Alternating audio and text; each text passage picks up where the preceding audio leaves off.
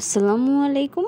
বানাচ্ছি চেপা শুটকি দিয়ে কাঁঠাল বিচির ভর্তা। আর সেই ভর্তাটা যদি বানানো হয় শিলপাটায় তাহলে তো কোনো কথাই নেই। আর সেই ভর্তা বানানোর শেষে পাটায় যে ভর্তা লেগে থাকে তার মধ্যে ভাত গড়িয়ে খেতে কিন্তু আরও বেশি ভালো লাগে। তো ভর্তা বানানোর জন্য প্রথমে প্রয়োজন হবে কাঁঠাল বিচির। আর এখানে আমি 1 কাপ থেকে সামান্য একটু বেশি পরিমাণ কাঁঠাল বিচি নিয়ে নিয়েছি। আর কাঁঠাল বিচিগুলো কিন্তু আস্ত রেখে তারপর এভাবে খোসা ছাড়িয়ে নিয়েছি। যদি বিচিগুলো পরিপক্ক হতো সেক্ষেত্রে কিন্তু এর কালো অংশগুলো উঠিয়ে নিতাম। তার সাথে 3টি চাপা শুটকি খুব ভালো করে ধুয়ে নিয়েছি। এবার এই কাঁঠাল বিচিগুলোকে একটি কড়াইতে দিয়ে নিয়েছি। তার সাথে দিয়ে নিয়েছি পরিমাণ মতো পানি এবং স্বাদ অনুযায়ী একটু লবণ, যাতে করে বিচিগুলো খুব তাড়াতাড়ি সেদ্ধ হয়। বিচিগুলো সেদ্ধ হওয়ার পর একদম পোড়া পোড়া করে পানিগুলো শুকিয়ে নেব। তারপর নামিয়ে একটি বাটিতে রেখে দেব।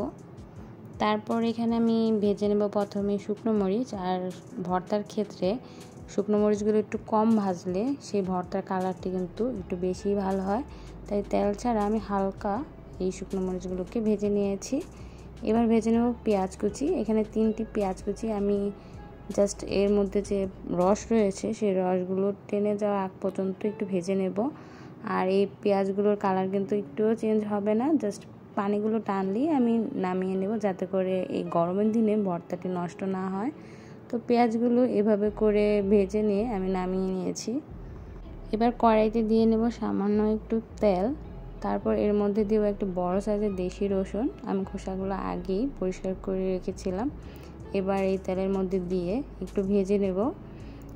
একটু ভেজে নেওয়ার পর আবারও মাঝখানে অল্প পরিমাণ তেল দিয়ে নেব এবং সেই চাপা শুটকিগুলোকে দিয়ে দেব এবং খুব ভালো করে ভেজে নেব। তো আমি এপিট ওপিট করে প্রথমে ভেজে নিচ্ছি।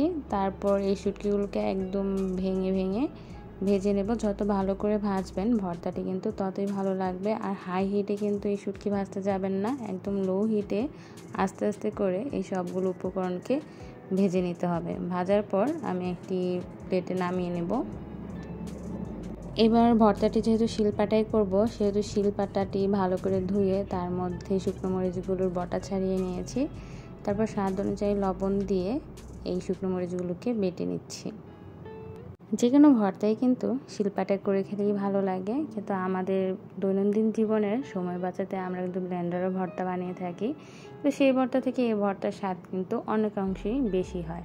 তো এখানে শুকনো মরিচ বাটার পর আমি কাঁঠাল বিচিগুলোও বেটে নিয়েছি। তারপর বেটে নিচ্ছি শুটকি এবং রসুন, সবগুলো উপকরণ খুব ভালো করে বেটে নিয়ে এবার আমি বেটে নিচ্ছি পেঁয়াজ কুচিগুলো। আর এখানে কিন্তু পেঁয়াজ কুচিগুলো খুব ভালো করে বাটতে হবে না, জাস্ট হালকা গড়িয়ে নিলেই হবে। তারপর সবগুলো উপকরণকে হাত দিয়ে ভালো করে প্রথমে মিশিয়ে নিতে হবে। এই পর্যায়ে লবণের প্রয়োজন হলে লবণ দিয়ে নিতে পারেন।